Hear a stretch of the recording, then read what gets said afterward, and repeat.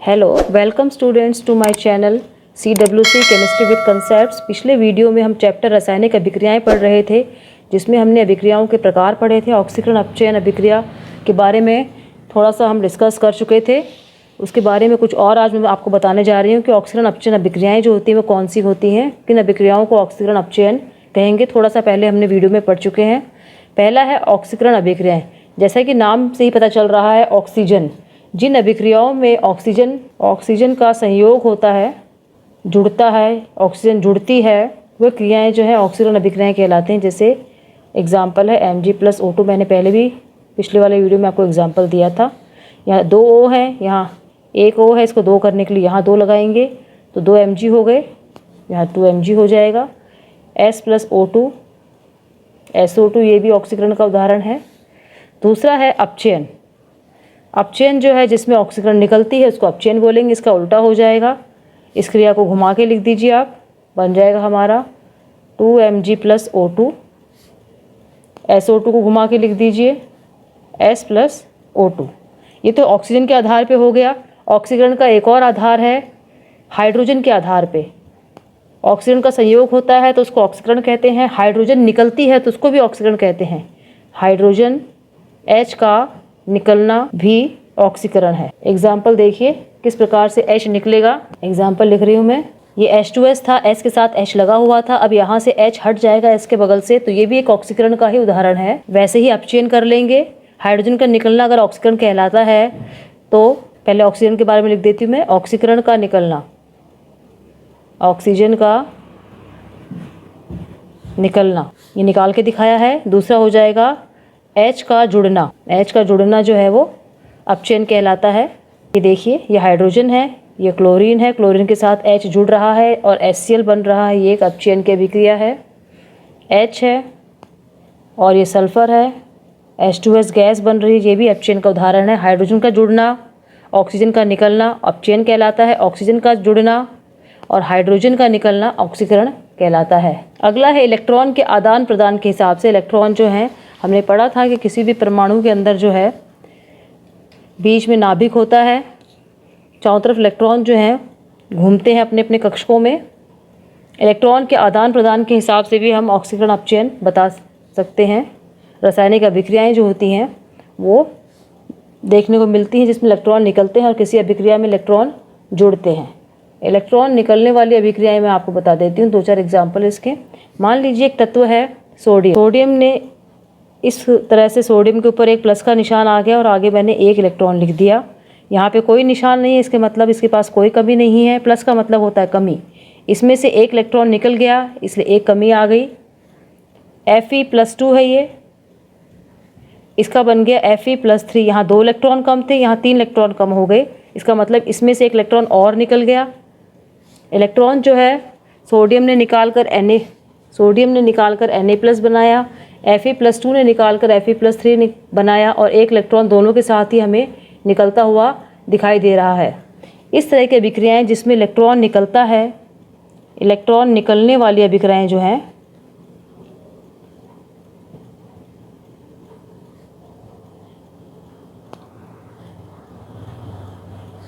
ये ऑक्सीकरण अभिक्रियाएं कहलाती हैं।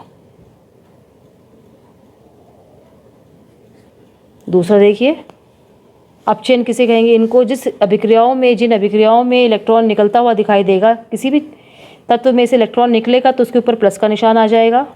इसके ऊपर +2 का निशान, 1 इलेक्ट्रॉन और निकल गया तो इसका निशान बढ़ गया, +3 हो गए, 3 इलेक्ट्रॉन की कमी आ गई।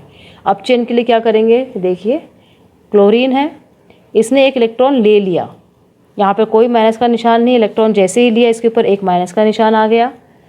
MnO4 है, ऊपर 1 माइनस का निशान है, इसने 1 इलेक्ट्रॉन ले लिया। जैसे इसने 1 इलेक्ट्रॉन लिया इसके ऊपर -2 का निशान हो जाएगा। 1 इलेक्ट्रॉन तो ये रहा, 1 इलेक्ट्रॉन और हो गया, 1 और 1 2। यहाँ कोई इलेक्ट्रॉन नहीं है, 1 इलेक्ट्रॉन आ गया तो ये रहा 1 इलेक्ट्रॉन। इस तरह की अभिक्रियाएं जिसमें इलेक्ट्रॉन जुड़ते हैं अपचयन कहलाती हैं। इलेक्ट्रॉन लेना अपचयन, इलेक्ट्रॉन देना ऑक्सीकरण। एक बात यहाँ देख लेंगे, जैसे Na है, ये क्रिया कर रहा है X के साथ। कोई भी तत्व है X, Na ने X के साथ क्रिया की। हमने देखा यहाँ पर कि Na जो है 1 इलेक्ट्रॉन देता है, देकर Na+ बन जाता है। तो इलेक्ट्रॉन किसको देगा?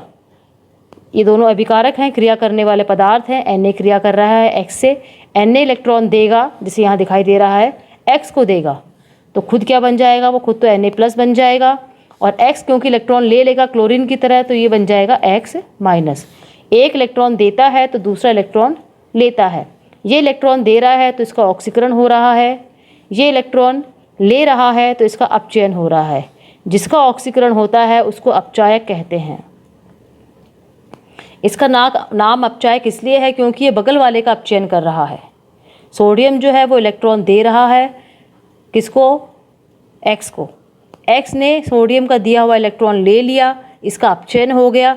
क्योंकि सोडियम ने इलेक्ट्रॉन दिया है, इसका अपचयन किया है, इसलिए इसको अपचायक बोलेंगे। X ने इलेक्ट्रॉन लिया है, इससे लिया है, इसका ऑक्सीकरण करा है, इसको ऑक्सीकारक कहते हैं। जिसका ऑक्सीकरण होता है वो अपचायक की तरह काम करता है, जिसका अपचयन होता है वह ऑक्सीकारक की तरह, ऑक्सीकारक लिखेंगे इसको, उसको ऑक्सीकारक कहते हैं। जिसका अपचयन होता है वो ऑक्सीकारक की तरह काम करता है, जिसका ऑक्सीकरण होता है वो अपचायक की तरह काम करता है। इस प्रकार से क्रिया होगी। अगर एक ही क्रिया के अंदर हमें ऑक्सीकरण और अपचयन दोनों को देखने मिलते हैं तो उस तरह की क्रियाओं को हम रिडॉक्स क्रियाएं कहते हैं, रिडॉक्स अभिक्रियाएं। हिंदी में इनको ऑक्सी अपचयन अभिक्रियाएं कहते हैं। इंग्लिश में रिडॉक्स अभिक्रियाएं कौन सी अभिक्रियाएं, जिसमें अपचयन और ऑक्सीकरण एक ही क्रिया में देखने को मिलता है।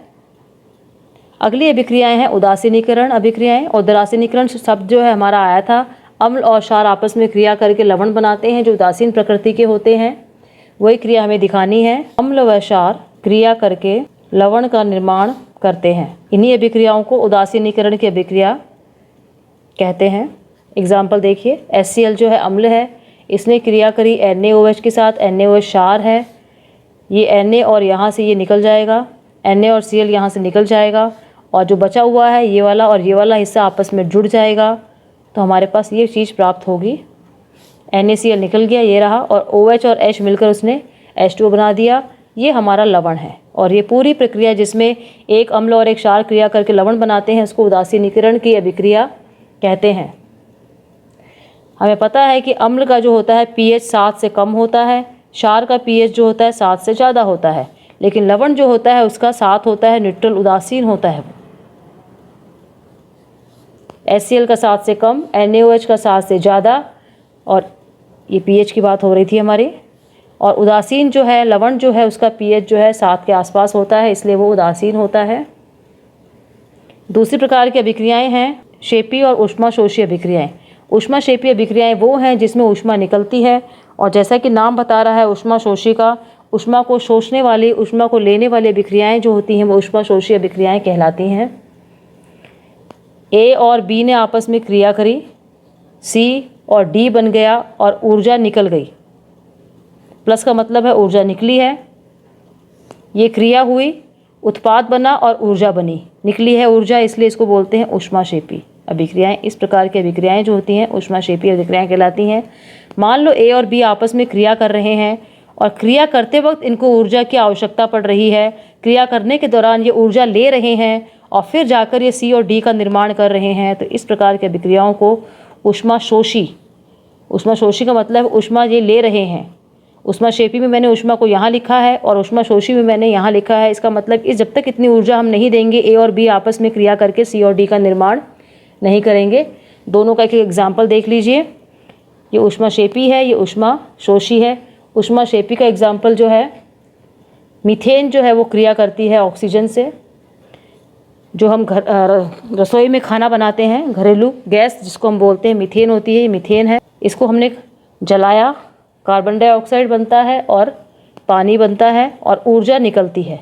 जो ऊर्जा निकलती है गैस को हम जलाते हैं, जब इसमें मीथेन होती है उसको जलाते हैं, गैस स्टोव में से जो ऊर्जा निकलती है उससे हम खाना बनाते हैं, वो हमारे खाना बनाने के काम आती है। क्रिया को संतुलित कर लीजिए, H और O को एक बार छोड़ देंगे, पहले कार्बन को बैलेंस करते हैं, संतुलित करते हैं। कार्बन यहाँ 1 है, यहाँ भी 1 है। अब ऑक्सीजन की संख्या देखेंगे, ऑक्सीजन यहाँ पे 2 है, यहाँ पे 3 है, हाइड्रोजन यहाँ पे 4 है, हाइड्रोजन यहाँ पे 2 है, तो हाइड्रोजन को पहले 4 कर लेंगे। जैसे हमने हाइड्रोजन को 4 किया, ऑक्सीजन की संख्या 2 तो ये हो गई और 2 ये भी 4 हो गई, तो हमें यहाँ पे 2 लगाना पड़ेगा, 2 दूनी 4। अभी हमारी क्रिया जो है संतुलित हो गई है। दूसरे वाले का एग्जाम्पल देखिए जिसमें ऊष्मा निकलेगी। नाइट्रोजन ने क्रिया करी ऑक्सीजन के और ऊर्जा की आवश्यकता हुई। जब हमने ऊर्जा दी इन दोनों को आपस में क्रिया करवाने के लिए, तो हमारे पास जिस चीज़ का निर्माण हुआ, निट्रस ऑक्साइड NO का निर्माण होता है। संतुलित है क्रिया, N2 + O2 है, दो हैं, ये भी दो हैं यहाँ पे। और दूसरी क्रिया जो हमारी है, जैसे ही हमने ग्लूकोज को जल में मिलाया, आप घर में चाहे तो मिला के देख सकते हैं, ग्लूकोज को जल में घोलते ही आपका ग्लास ठंडा हो जाता है। इसका मतलब जो भी ग्लास की ऊर्जा थी वो उस ग्लूकोज ने सोख ली। इस प्रकार की अभिक्रियाएं जो है ऊष्माशोषी कहलाती हैं और ग्लास जो है वो ठंडा हो जाता है। ऊष्माक्षेपी अभिक्रियाएं जिस बर्तन में हो रही हैं, जब वो अभिक्रियाएं होती हैं तो वो बर्तन गर्म हो जाता है। ऊष्माशोषी अभिक्रियाएं जिस बर्तन में हो रही हैं, जैसे वो अभिक्रिया पूरी होती है वो बर्तन ठंडा हो जाता है, क्योंकि उसकी ऊष्मा जो है वो क्रिया सोख ले। अगला टॉपिक जो है हमारा वो उत्प्रेरक का है। उत्प्रेरक होते क्या हैं और इसके बारे में हमें क्या पढ़ना है वो देखिए। हमने कोई भी एक क्रिया A और B करवाई जिससे हमें उत्पाद, इनको हम अभिकारक बोलते हैं, और इससे हमारे उत्पाद प्राप्त होते हैं। जब अभिकारक आपस में क्रिया करते हैं तो उत्पाद का निर्माण होता है।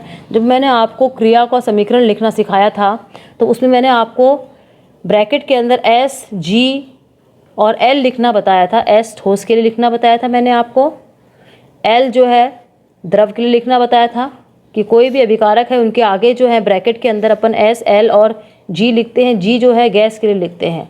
लेकिन जो तीर का निशान होता है इसके ऊपर जो है हम ताप लिखते हैं, दाब लिखते हैं, और एक शब्द लिखा था मैंने उत्प्रेरक।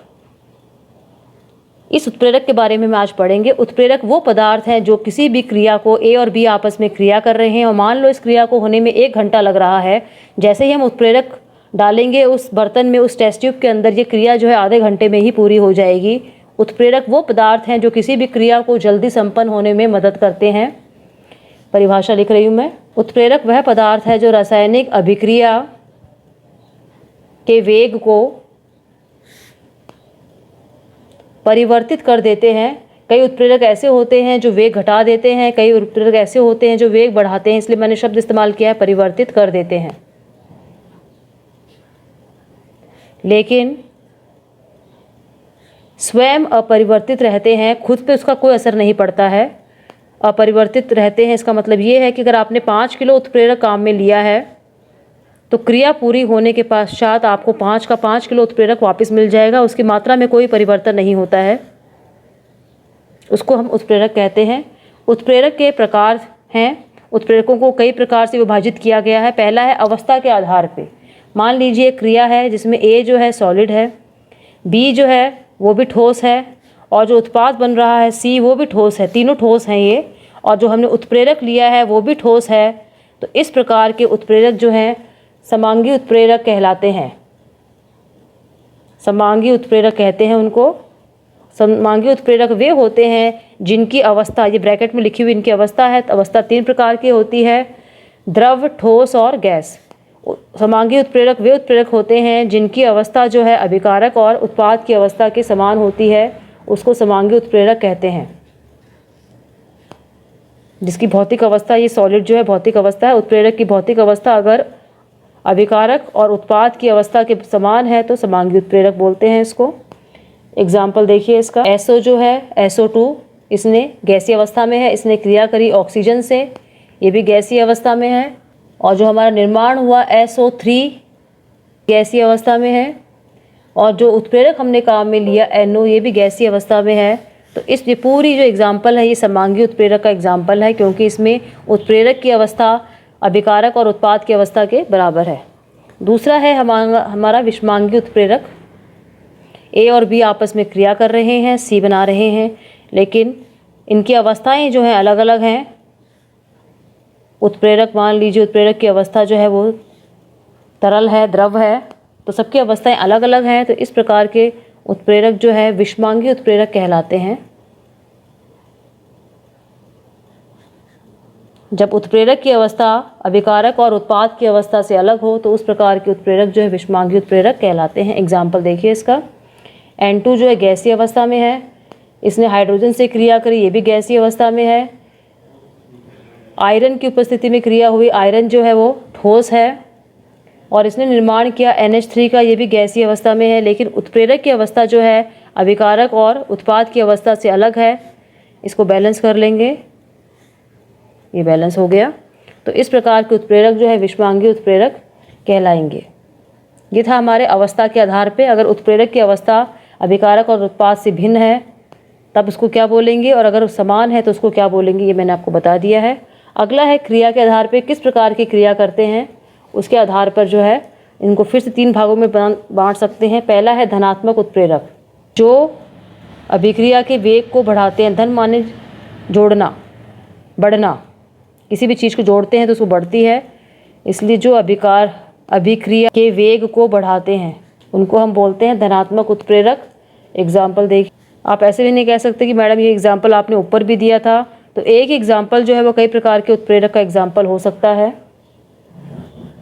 ये NO जो है इसमें उत्प्रेरक का काम कर रहा है। NO जो है वो उस क्रिया के वेग को बढ़ाता है। जैसे ही NO डाल दिया जाता है SO2 और O2 की क्रिया करने वाले पात्र में SO3 का निर्माण जो है वो जल्दी हो जाता है और अभिक्रिया का वेग बढ़ जाता है। दूसरा है ऋणात्मक उत्प्रेरक, जो अभिक्रिया के वेग को घटाते हैं उन्हें ऋणात्मक उत्प्रेरक कहते हैं। इसका एग्जाम्पल देखिए, H2O2 या हाइड्रोजन पेरोक्साइड है। इसके अंदर जब ग्लिसरॉल मिलाते हैं, एरो के तीर के ऊपर लिखा हुआ ये उत्प्रेरक है, तो इसमें H2O और O2 का निर्माण होता है। संतुलित करने के लिए यहाँ पे 2 लगा दिया मैंने पहले ही। ग्लिसरॉल जो है, जैसे इसमें ग्लिसरॉल डाल दिया जाता है पात्र में, H2O2 वाले पात्र में, उसकी क्रिया जो है धीमी हो जाती है। H2O और O2 के बनने की दर कम हो जाती है। बिना ग्लिसरॉल डाले ये क्रिया अगर 5 घंटे में हो रही है तो ग्लिसरॉल के डालते ही ये क्रिया जो है 8 घंटे में संपन्न होगी। ग्लिसरॉल इस क्रिया के वेग को घटा देता है, इसलिए इसको ऋणात्मक उत्प्रेरक कहते हैं। एक और देखिए, इसका प्रकार है स्वतः उत्प्रेरक, जो अपने आप ही उत्प्रेरक का काम करते हैं। स्वतः, जैसे एक अभिक्रिया है, A और B जो है आपस में क्रिया करके C और D बना रहे हैं। स्वतः उत्प्रेरक होता क्या वो देखिए, A और B की क्रिया के दौरान C और D बना है। C और D जो उत्पाद बनते हैं उनमें से कोई एक जो है वो उत्प्रेरक की तरह कार्य करने लग जाता है और क्रिया के वेग को बढ़ा देता है। जैसे ही A और B ने आपस में क्रिया करी, C का निर्माण शुरू हो गया, D बन गया। C का निर्माण शुरू होते ही C की कुछ मात्रा ने उत्प्रेरक की तरह काम करना शुरू कर दिया और A और B के क्रिया करने की दर बढ़ गई। इस प्रकार के उत्प्रेरक को स्वतः उत्प्रेरक कहते हैं। जब, इनके बारे में लिख देती हूँ, जब क्रिया के दौरान बना हुआ उत्पाद स्वयं उत्प्रेरक का काम करे तो उसे स्वतः उत्प्रेरक वाली श्रेणी में रखेंगे। एग्जाम्पल मैं A+B का उदाहरण देके बताया है आपको। अगला है जैव उत्प्रेरक। इसका एग्जाम्पल देख लीजिए एक बार। ये एथिल एसीटेट है। अगर आपको सूत्र याद नहीं हो रहा तो आप सिर्फ नाम भी लिख सकते हैं इसका। एथिल एसीटेट जब पानी से क्रिया करता है तब एसिटिक अम्ल, ये एसिटिक अम्ल है CH3COOH, और अल्कोहल का निर्माण होता है। ये एसिटिक अम्ल है, ये अल्कोहल है, जिसको एथेनॉल कहते हैं। अगर आपको इस सूत्र याद नहीं हो रहे तो आप ऐसे भी लिख सकते हैं, एसिटिक एसीटेट जल से क्रिया करता है तो एसिटिक अम्ल और एथेनॉल बनता है। इस क्रिया के दौरान जो एथेनॉल बना है, ये वाला जो एथेनॉल बना है, 2 चीज़ बनी है, एक एसिटिक अम्ल बना है, एक एथेनॉल बना है। जो इथेनॉल बना है ये तो पात्र में ऐसे का ऐसे ही पड़ा रहता है, लेकिन जैसे ही एसिटिक अम्ल बनता है, ये एसिटिक अम्ल जो है वो उत्प्रेरक का काम करना शुरू कर देता है और क्रिया के वेग को बढ़ा देता है। इसलिए इसको हमने स्व उत्प्रेरक की कैटेगरी में, श्रेणी में रखा है। एथिल एसीटेट ने पानी से क्रिया करी, एसिटिक अम्ल बना, एथेनॉल बना। एथेनॉल तो ऐसा कैसा बर्तन में पड़ा रहेगा, लेकिन जो एसिटिक अम्ल बना है वो उत्प्रेरक की तरह कार्य करने लग जाता है और क्रिया के वेग को बढ़ा देता है। इस क्रिया को जल्दी संपन्न होने में मदद करता है। अगला है जैव उत्प्रेरक। नाम बता रहा है, जो जीवों में पाए जाते हैं उत्प्रेरक उनको जैव उत्प्रेरक कहते हैं। इनका जो है दूसरा नाम एंजाइम भी होता है, इनको एंजाइम भी कहते हैं। जैवों में होने वाली जो क्रियाएं होती हैं, चाहे वो पेड़ पौधे हों या जीव जंतु हों, उनमें ये काम करते हैं और उनके वेग को बढ़ाते हैं। जैसे आपके पेट के अंदर पाचन शक्ति बढ़ाने के लिए जो एंजाइम्स हैं, वहाँ पे आप खाना खाते हैं, उदर में उन खानों का पाचन होता है, वहाँ भी एंजाइम्स काम आते हैं जो पाचन क्रिया को बढ़ाने का काम करते हैं। एग्जाम्पल देखिए, जैसे है माल्टोज, जो है आप खाना खाते हैं उसमें उपस्थित रहता है, वो माल्टोज जो है ग्लूकोज में कन्वर्ट होता है। ग्लूकोज के द्वारा आपको ऊर्जा मिलती है और जिस एंजाइम का नाम है माल्टेज, ये आपके शरीर के अंदर हो रही है, जीवों के अंदर प्रक्रिया हो रही है, इसलिए इसे उत्प्रेरक नहीं बोलेंगे, इसको हम एंजाइम बोलेंगे। जीवों में अगर कोई क्रिया होती है और उस क्रिया को वेग को कोई पदार्थ बढ़ाता है तो वो पदार्थ जो है उत्प्रेरक की श्रेणी में ही आता है, लेकिन जैविक क्रियाओं में उत्प्रेरकों के लिए दूसरा नाम है एंजाइम। तो माल्टोज ग्लूकोज में परिवर्तित होता है, तो माल्टेज नाम का एंजाइम जो है इस क्रिया को बढ़ाने का काम करता है, इसलिए ये एक उत्प्रेरक है। उत्प्रेरक की क्रियाशीलता को प्रभावित करने वाले पदार्थ कितने प्रकार के होते हैं? जैसे ये उत्प्रेरक लिखा हुआ है, तीर के ऊपर जो भी लिखा जाएगा उत्प्रेरक है, लेकिन उत्प्रेरक जो होते हैं उनकी भी स्पीड को, उनकी भी गति को प्रभावित करने वाले कुछ पदार्थ होते हैं। ये उत्प्रेरक लिखा है मैंने।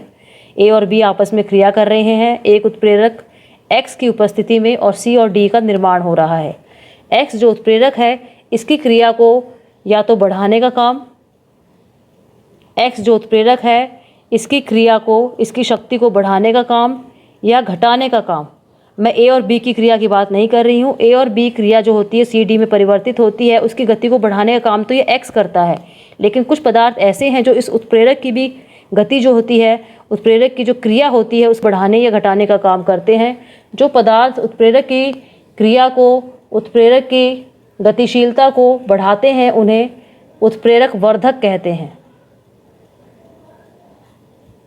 उत्प्रेरक वर्धक के नाम से जानते हैं, और जो घटाते हैं इसकी क्रियाशीलता को उसको हम उत्प्रेरक विष के नाम से जानते हैं।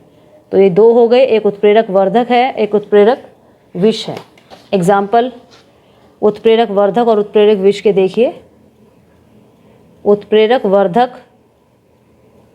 जो उत्प्रेरक वर्धक उत्प्रेरक की क्रियाशीलता को बढ़ाते हैं उसको उत्प्रेरक वर्धक कहते हैं। एग्जाम्पल देखिए, N2+3H2 लिखा हुआ है। ये क्रिया पहले भी आई थी जहाँ मैंने आयरन लिखा था। ये एक उत्प्रेरक का काम है, लेकिन आयरन के साथ में हम एमओ मिला रहे हैं। एमओ जो है मॉल्बिडिनम, ये आयरन की गति को, क्रियाशीलता को बढ़ाता है, इसलिए ये उत्प्रेरक वर्धक है। किसके लिए? Fe उत्प्रेरक के लिए एमओ जो है उत्प्रेरक वर्धक का काम करता है, तब जाकर हमारा अमोनिया का निर्माण होता है। वनस्पति तेल एक और उदाहरण है इसका। वनस्पति तेल के अंदर हाइड्रोजन मिलाते हैं तो निकिल जो है उसकी उपस्थिति में तेल से जो है डालडा घी बन जाता है, जिसको हम वनस्पति घी बोलते हैं। सबके घरों में देखा होगा आप लोगों ने। ये निकल उत्प्रेरक की उपस्थिति में होती है क्रिया, लेकिन जैसे ही हम इसके अंदर कॉपर मिला देते हैं जो उत्प्रेरक वर्धक का काम करता है, ये क्रिया जल्दी से संपन्न हो जाती है और निकल उत्प्रेरक की क्रियाशीलता बढ़ जाती है। कॉपर जो है निकल उत्प्रेरक की क्रियाशीलता को बढ़ाने का काम करता है, और निकल जो है उसका काम है वनस्पति तेल और हाइड्रोजन के बीच में होने वाली क्रिया की गति को बढ़ाना। निकल तो उत्प्रेरक का काम है करता है, इसलिए उत्प्रेरक है, और कॉपर जो है Cu ये निकल की क्रियाशीलता को बढ़ाता है, इसलिए ये उत्प्रेरक वर्धक है। अगला है उत्प्रेरक विष, जो उत्प्रेरक की क्रियाशीलता को एग्जाम्पल देखिए विष का। हाइड्रोजन ने क्रिया करी नाइट्रोजन के साथ में और ये जो है अमोनिया बन गया, यहाँ 3 आ जाएगा। अगर यहाँ सिर्फ आयरन मिला दें, हम सिर्फ आयरन के रूप लिख दें, यहाँ पर साथ में जो है MO नहीं लिखें, तो आयरन अकेला जो है वो इस क्रिया की क्रियाशीलता को कम करता है। इस साथ में मैंने CO लिख दिया। यहाँ MO था तो वो एक उत्प्रेरक वर्धक का काम कर रहा था, ये कार्बन मोनोऑक्साइड लिख दिया, तो आयरन जो है उसकी क्रियाशीलता कम हो जाएगी और ये क्रिया जो है पूरी ही धीरे हो जाएगी और अमोनिया का निर्माण जो है उसकी गति कम हो जाएगी। उत्प्रेरक के गुण, पहला है उत्प्रेरक अभिक्रिया को प्रारंभ नहीं करता है। उत्प्रेरक अभिक्रिया को प्रारंभ नहीं करता है, केवल उसका वेग बढ़ाता है, उसकी गति को बढ़ाता है, इसको क्रिया को कभी शुरू नहीं करता। एक बार क्रिया शुरू हो जाती है तो उसके बाद में उसके वेग बढ़ाने में मदद करता है। दूसरा गुण है यह आगे और पीछे, जैसे ये है A और B जो है ये C और D बन रहे हैं, और C और D आपस में मिलकर A और B, ये आगे की अभिक्रिया, ये पीछे की अभिक्रिया, दोनों में समान रूप से काम करता है। और तीसरा याद कर लेंगे आप परीक्षा के लिए, उत्प्रेरक जो है वो एक निश्चित ताप पर कार्य करते हैं। तापमान को अगर बढ़ा देते हैं तो ये काम नहीं करेंगे, तापमान घटा देंगे तब भी ये काम नहीं करेंगे। ताप बदलने पर इनकी क्रियाशीलता प्रभावित होती है। बच्चों ये चैप्टर आपका रासायनिक अभिक्रिया वाला यहीं ख़त्म होता है। जो इंपॉर्टेंट टॉपिक थे वो सारे मैंने आपको बता दिए। एग्जाम्स में किस तरह से आपको तैयारी करनी है वो भी आइडिया दे दिया। आपको अच्छा लगे तो लाइक कीजिएगा, अपने फ्रेंड्स को भी शेयर कीजिएगा, सब्सक्राइब कीजिएगा ताकि आपको आने वाले जो है नोटिफिकेशंस टाइम पे मिल सके। अपने आगे वाले वीडियोज़ जो है मैं डालूंगी उसको आपको नोटिफिकेशंस मिल जाएंगे। थैंक यू बच्चों।